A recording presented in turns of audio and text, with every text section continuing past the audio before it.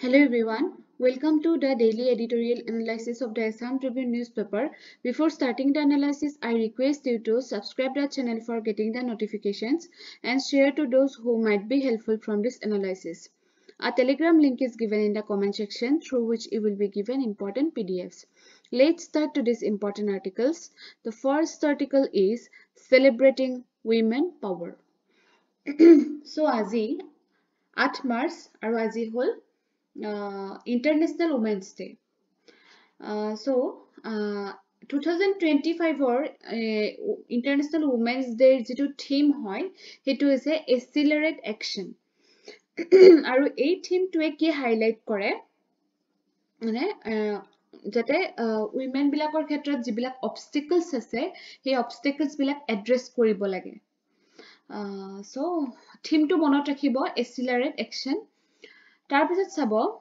International women's ডেটো আপোনাৰ 8 মাৰ্চত celebrate হয় বুলি মই ক'লোৱে আৰু ইয়াৰে যেটো অৰিজিনটো মানে কেতিয়াৰ পৰা মানে আৰম্ভ হয় আসলতে 20th century amid the burgeoning labor movements in North America and Europe. মানে North America আৰু ইউৰোপত ইয়াৰ অৰিজিন হৈছিলে মানে আৰম্ভ হৈছিলে. The day was officially recognized by the UN in 1977. আৰু day হিচাপে পালন কৰাটো ইউএনৰ ফালৰ পৰা কৰা হ'ল from 1977. এতিয়া চাওক আমাৰ আৰ্টিকেলটোত আমি অসমৰ ক্ষেত্ৰত আমাৰ যিখিনি লোকেল উইমেন তেখেতসকলে কেনেকুৱা ধৰণে কন্ট্ৰিবিউশন দিছে আমাৰ সোসাইটিখনত বা তেখেতসকলে কেনেকুৱা ধৰণৰ চ্যালেঞ্জেস পাব লগা হৈছে এই বিষয়ে আমি আলোচনা কৰিম তো চাওক কন্ট্ৰিবিউশনৰ ক্ষেত্ৰত প্ৰথমতে নাম দিয়া আছে কনকলতা বৰুৱা আৰু কনকলতা বৰুৱাৰ নাম আমি অসম ইতিহাস পঢ়িলে আমি পাওঁ বিশেষকৈ তেওঁ আমি কোৱাইট ইণ্ডিয়া মুভমেন্টৰ ক্ষেত্ৰত মানে তেওঁ শহীদ হৈছিলে সো মানে তেওঁক আমি এটা হিষ্টৰিকেল এক্সাম্পল হিচাপে ল'ব পাৰো আৰু তেওঁক বহুতে মানে তেওঁৰ পৰা বহুতে ইনস্পায়াৰ হ'ব পাৰে ওকে বিশেষকৈ আমি ধৰক জেন্ডাৰ ইকুৱেলিটিৰ ক্ষেত্ৰত যে আমাৰ মুভমেন্ট বিলাক হৈ থাকে সো আমি তেখেতৰ দৰে উইমেন বিলাকৰ পৰা আমি ইনস্পায়াৰ হ'ব পাৰো যে সেইখিনি সময়তে যদি ইমান কনসাৰ্নড হয় ইন্ডিপেন্ডেন্সক লৈ পেলাই গতিকে এতিয়াৰ উইমেন খিনিটো বহুতখিনি মানে বহুতখিনি সুবিধা পাইছে অপৰচুনিটিজ পাইছে গতিকে আমি কিয় নোৱাৰিম তাৰপিছত চাওক আমাৰ টি ইন্ডাষ্ট্ৰিৰ ক্ষেত্ৰত যদি চাব যাও বহুতখিনি মহিলা মানে অসমৰ মহিলা এই ইন্ডাষ্ট্ৰিটোত এমপ্লয় হৈ আছে নিয়োগ হৈ আছে তথাপিতো কিন্তু কেতিয়াবা কি হয় বিশেষকৈ ওয়েজৰ ক্ষেত্ৰত পিছ পৰি থাকে ইনইকুৱেলিটি অফ পেজ ওয়েজ এটো মানে প্ৰবলেম মানে দেখা পোৱা যায় তথাপিতো কিন্তু এতিয়া মানে উইমেন বিলাকে লিডাৰশিপ ৰোলস বিলাক প্লে কৰা হৈছে তেওঁলোকেও যাতে সমানে ওয়েজ পায় তেওঁলোকৰ যাতে জীৱনটো ভাল হয় ওয়াৰ্কিং কন্ডিশনস বিলাক ভাল হয় এই ক্ষেত্ৰত তেওঁলোকেও এতিয়া যথেষ্টখিনি এৱেৰ হৈছে তাৰপিছত যদি চাব যাও আমি এন্টাৰপ্ৰেনিয়ৰশিপৰ ক্ষেত্ৰত আমাৰ অসমত উইমেন এন্টাৰপ্ৰেনিয়ৰ্স ভালেখিনি মানে এতিয়া ওলাই আহিছে মানে যেটো বিজনেস মাইন্ড সেই বিজনেস মাইন্ডটো গঢ় লৈছে মহিলা বিলাকৰ মাজতো from handicrafts to organic farming women are contributing to the local economy so local economy ক্ষেত্ৰত এই women সকলে বহুতখিনি মানে এটো কন্ট্ৰিবিউট কৰি আছে লগতে আমাৰ নেক্সট জেনাৰেশনকো ইনস্পায়াৰ কৰি আছে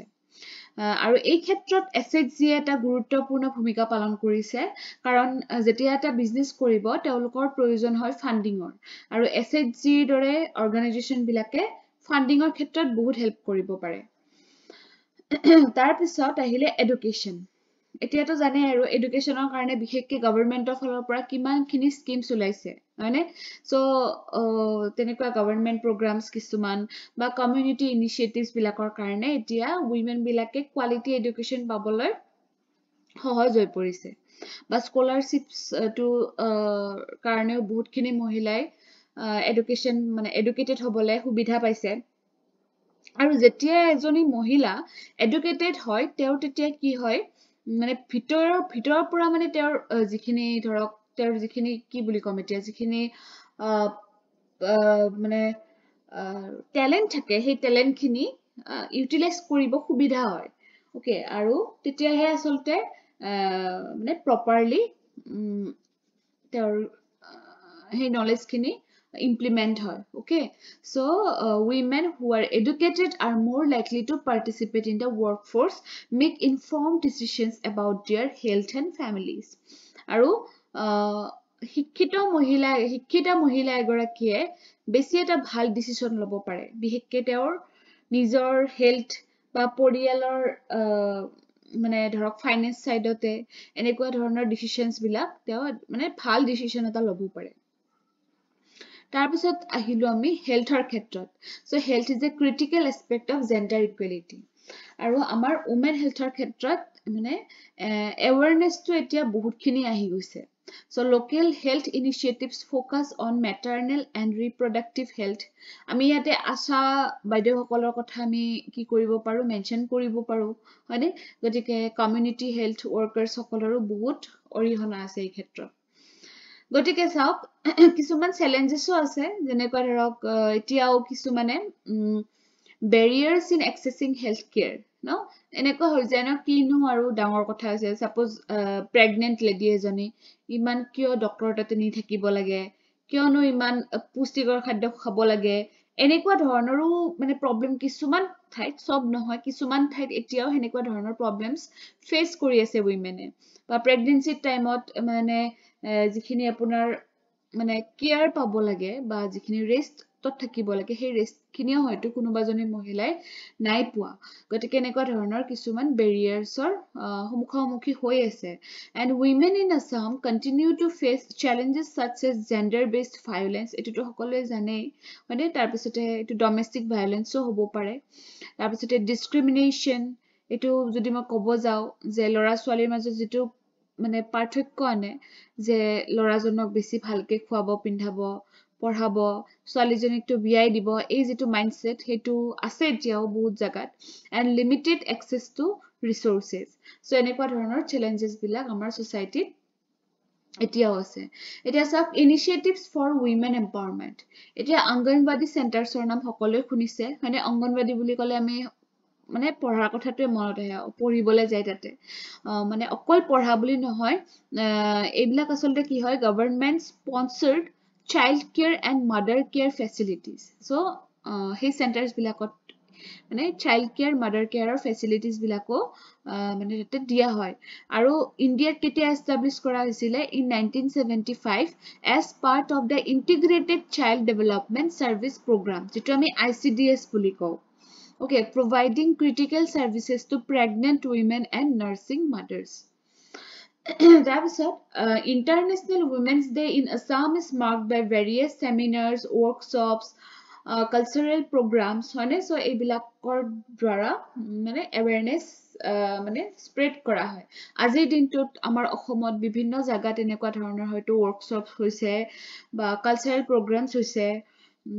মানে মহিলাসকলক এটা মানে স্পেশাল ফিল কৰাইছে আজিৰ দিনটোত আৰু তাৰপিছতে schools colleges and local organizations often host events to honor women who have made significant impacts in their fields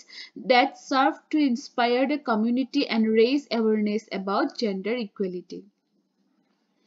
so তেখেতসকলক এনেকে সম্বৰ্ধনা জনায় বা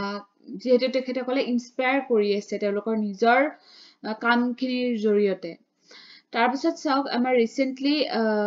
ঝুমুৰ ডান্স হৈ গল না ঝুমুৰ ডান্স হৈ গল আমাৰ এডভান্টেজ আসামৰ ক্ষেত্ৰত হেইটো এটা কিন্তু আমাৰ উমেন্স ডেৰ লগত এটা ৰিলেভেন্ট থকা এটা কথা হয় কাৰণ এই যেটো ডান্স এই ডান্সটোত আমাৰ মেইনলি মহিলাসকলে থাকে গতিকে এটা কালচাৰেল প্ৰগ্ৰামৰ জৰিয়তেও মানে উইমেন এম্পাৱাৰমেন্টটো আমি দেখুৱাব মানে আমাৰ এই কালচাৰ এই সংস্কৃতিটোৰ জৰিয়তে উইমেনৰ যেটো মানে এতিয়া এই মানে যেটো হে আৰু ধৰক কালচাৰৰ ক্ষেত্ৰতো যে আগবাঢ়ি আছে হেতু আমি দেখাব পাৰিছো particularly in highlighting the cultural heritage and empowerment of women in Assam so ইয়াতে ব্লু কৰি দিয়াখিনি আমাৰ ঝুমুৰ ডান্সৰ বিষয়ে অকমান ইয়াতে ইনক্লুড কৰা আছে so way forward দিয়া আছে collective action from government civil society and the private sector so womenok আগুৱাই লৈ যোৱাটো অকল গভৰ্নমেন্টৰে কাম নহয় ইয়াতে প্ৰাইভেট সেক্টৰ হওক বা যিখিনি মানে ধৰক সেই মহিলাজনী আশে পাশে যিখিনি মানুহ আছে সোসাইটি সেই সোসাইটিখনৰো দায়িত্ব আছে আচলতে সেইটো সেইকাৰণে কৈছে কালেক্টিভ একশন থাকিব লাগিব community engagement is crucial in driving change men and boys must be involved in conversations about gender equality যে বিশেষকে লৰা মানুহখিনি কনসাৰ্নড হ'ব লাগে বা কনসিয়াস হ'ব লাগে যে ছোৱালী মানুহ বা তিৰোতা মানুহ এজনে কিমানখিনি ৰেসপেক্ট দিব লাগে বা তেওঁলোকক আগুৱাই লৈ যাব লাগে তেওঁলোকৰ বেছি দায়বদ্ধতা আছে আচলতে তাৰপিছতে educational programmes can pave the way for a more equitable society আৰু এই ক্ষেত্ৰত সেই এডুকেশ্যনেল যিবিলাক প্ৰগ্ৰামছ থাকে মই যিটো ক'লো ধৰক কালচাৰেল প্ৰগ্ৰামছ হওক বা এডুকেশ্যনেল প্ৰগ্ৰামছ হওক এইবিলাকে মানে সেই দিকবিলাক আঙুলিয়াই দিব পাৰে come to the next article আজি এইটো আৰ্টিকল উইমেনৰ ওপৰতে হয় কেৱল ইয়াতে মিডল ক্লাছ উইমেনৰ ওপৰত আছে আৰু এইটো আমাৰ ইণ্ডিয়াৰ ক্ষেত্ৰত দিয়া আছে so india's middle class women are redefining their roles in society embracing confidence and independence today middle class women in india are not just homemakers but also entrepreneurs professionals and leaders আজিকালি women সকলে এনেকে ঘৰত বহি নাথাকে তেওঁলোকেও উলাই আহিছে হয়নে কোনোবা হয়তো এন্টাৰপ্ৰেনিয়ৰশিপ লৈছে কোনোবাই লিডাৰশিপ লৈছে সো এনেকুৱা ধৰণৰ এটা চাওক কি factors driving the rise of confident middle class women in india এই যে কলো লিডাৰশিপ লৈছে এন্টাৰপ্ৰেনিয়ৰশিপ লৈছে মানে ইয়াৰে বেকত কিছুমান ফ্যাক্টৰস আছে কিহৰ কাৰণে তেখেতসকলে মানে এবলড হ'ব পাৰিছে সো প্ৰথমতে ক'ব লাগিব আমি access to education so educationৰ ভিতৰত আমি ক'ব লাগিব যিবিলাক আমাৰ মেইন গভৰ্নমেন্ট ইনিচিয়েটিভস বেটি বচাও বেটি পঢ়াও সমগ্ৰ শিক্ষা বা আমাৰ অসমৰ ক্ষেত্ৰত নিযুত মইনা আঁচনি এইবিলাকক আমি ক'ব লাগিব যাতে ফিমেল লিটাৰেচিটো ইমপ্ৰুভ হয় আৰু জেন্ডাৰ গেপটো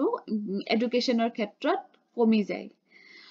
তাৰপিছতে economic independence and entrepreneurship so women led business and startups are on the rise so এতিয়া আমি দেখাই পাই থাকো প্ৰায় ভাগতে মহিলা মানুহখিনি ৰিলেট হৈয়ে থাকে বা মহিলা মানুহখিনিক মানে ফান্ড দিয়া হয়েই গভৰ্নমেন্টৰ ফালৰ পৰা so যেনেকুৱা আমি ক'ব পাৰো ষ্টেণ্ড আপ ইণ্ডিয়া মুদ্ৰা যোজনা য'ত নেকি কোলেটাৰেল ফ্ৰী লোনছ আগবঢ়োৱা হয় women entrepreneurs বিলাকক So women own an estimated 13.5 to 15.7 million MSMEs and agribusiness in India. So এটা ডাটাৰ পৰা পোৱা গৈছে যে 51% of women entrepreneurs in India are millennials. Okay, so তেওঁলোকে বহুত আগবাঢ়িছে এটা চাওক ইণ্ডিয়াছ ডিজিটেল ৰিভলিউশ্যন ডিজিটেল হোৱাৰ পৰাও মহিলাসকলে বহুতখিনি আগবাঢ়িব পাৰিছে because it is empowering women providing platforms for entrepreneurship and advocacy এটা মই সৰু এক্সাম্পল এটা দিও আমাৰ যেনেকুৱা ধৰক ইউটিউব আছে ন ফেসবুক আছে ফেসবুক পেজ বিলাক থাকে তাতে চাবচোন মহিলাসকলে যিসকলে ঘৰত মানে হোম মেকাৰছ হয় তেখেতসকলে সেই কাম কৰাৰ মাজে মাজেও কিছুমান ধৰক ৰিলছ বনাই বা মানে ধৰক কিবা কিবি দেখাই যিটো নেকি আমাক আমোদ দিয়ে আৰু সেইটোৰ থ্ৰুৰে তেওঁলোকে এটা আৰ্ন কৰিব সক্ষম হৈছে হয়নে গতিকে এইটো কিহৰ কাৰণে হৈছে আচলতে আমাৰ সেই ডিজিটেল যিটো আহি গ'ল আমাৰ সেইটোৰ কাৰণে আচলতে সম্ভৱ হৈছে so India has produced more than 8,000 tech-based startups with women founders which have raised nearly $23 billion till date তো চাওক এটা ইনিচিয়েটিভ লোৱা আছে UPI for her which identified that 200 million women in India are ready to adopt digital payments so 200 million women digital payment to মানে adopt কৰি ল'ব পাৰিছে So, India's female labor force participation rate has reached 37%. So, our 1/3 of women workforce আছে এতিয়া 1/3. Okay, so ধৰক এই ক্ষেত্ৰত আমি ক'ব লাগিব বিশেষকৈ মেটাৰনিটি যিখিনি বেনিফিটছ পোৱা যায় বা ইকুৱেল ৱৰ্কৰ কাৰণে ইকুৱেল পে হয় বা ৱৰ্ক প্লেচ সেফটি এই তিনিটা কিন্তু মেইন কথা যে উইমেন এগৰাকীয়ে কিয় কামত যাব মানে সাহস পাইছে যেতিয়া সেফটি পাব বা ইকুৱেল পে মানে তেওঁলোকে ৰিচিভ কৰিব ইকুৱেল পেমেণ্ট বা মেটাৰনিটি বেনিফিট সেইটো কিন্তু এটা বহুত ডাঙৰ কথা বেবীটোক মানে ঘৰত এৰি থৈ যাব লাগিলে হয়নে বহুত টাইম লগ নাপালে সেইটো এটা মেজৰ ইছ্যু হৈ যায় আচলতে আৰু মেটাৰনিটি লিভটো এতিয়া বঢ়াই দিয়া হৈছে 12 উইকছৰ পৰা 26 উইকছলৈকে বঢ়াই দিয়া হৈছে গতিকে যাতে কেৰিয়াৰৰ লগত মাদাৰহুডটো বেলেঞ্চ কৰিব পাৰে এইটো সুবিধা কৰি দিয়া হৈছে So women's leadership positions from corporate offices to government institutions. According to a 2022 report, women held 18% of senior management roles in India. So, important officials of India women engaged হৈ আছে হয়নে আমাৰ এতিয়া প্ৰেচিডেণ্টে হয় আমাৰ women হয় নে নহয় এতিয়া চাওক আমি ডিফেন্সৰ ক্ষেত্ৰত কেইগৰাকী মানৰ নাম দিয়া আছে অৱন্তী চতুৰ্বেদী ভাৱনা কান্ত মোহনা সিং এখেতসকলে ফাৰ্ষ্ট ফিমেল ফাইটাৰ পাইলট হৈছিলে ইন 2016 তাৰপিছতে group captain Shaliza Dhami became the first woman officer to command a combat unit in 2023 then flight lieutenant Bhavana Kant became the first woman fighter pilot to participate in the Republic Day flypast. Madhuri Kanitkar became the first woman to achieve the rank of 3-star general in the Indian Army. So, enake bahut khini naam dia ase apunaloke mention koribo paribo answer writing ot aru naam keita bihekke monot rakhibo kihor logot relate ase tekhet hokol. So, PDF khonot apunaloke dhuniyake pori lobo. It is a women in science. So science বুলি ক'লে আমি STEM graduate যিটো হেটো কথা ক'ব পাৰো কাৰণ nearly 43% of STEM graduates in India are now women মানে যিটোক লৈ আমি proud কৰিব পাৰো হয়নে so as per the annual AISHE report the number of women enrolled in undergraduate masters and PhD level STEM programs increased from চাওক কিমান increase হৈছে 10,56,095 হৈছে 2020 লৈকে আৰু ইয়াতে যে কিছুমান ইনিচিয়েটিভস বহুত কামত আহিছে যেনেকুৱা 2020 Vigyan Jyoti scheme at the school level scholarship programme যেনেকুৱা প্ৰগতি কিউৰি ইনিচিয়েটিভ চাৰ্প পাৱাৰ বায়'কেয়াৰ এই নামবিলাক মনত ৰাখিব যেতিয়া উইমেন ৰিলেটেড কুৱেশ্যন আহিব এনেকে ভাগ ভাগকে যেতিয়া লিখিব পাৰিব আপোনালোকে তেতিয়া আপোনালোকৰ মাৰ্কস টু ক্যাৰি হোৱাত হেল্প কৰিব তাৰপিছত আহিলে আমাৰ access to better health care and nutrition so government schemes Ayushman Bharat Poshan Abhiyan মানে এবিলাকে আমাৰ মেটাৰনেল হেল্থ বা মল নিউট্ৰিচন টু যাতে নহয় বেটাৰ মেডিকেল সাপোৰ্ট পাই এই ক্ষেত্ৰত হেল্প কৰিছে তাৰপিছত প্ৰধানমন্ত্ৰী আৱাস যোজনা ইটো উইমেনক বহুতখিনি এম্পাৱাৰমেন্ট কৰিছে মানে তাৰ পিছতে ওয়ান ষ্টপ সেন্টাৰস যিটোত নেকি কি কৰিব পাৰে যে যিগৰাকী মহিলাই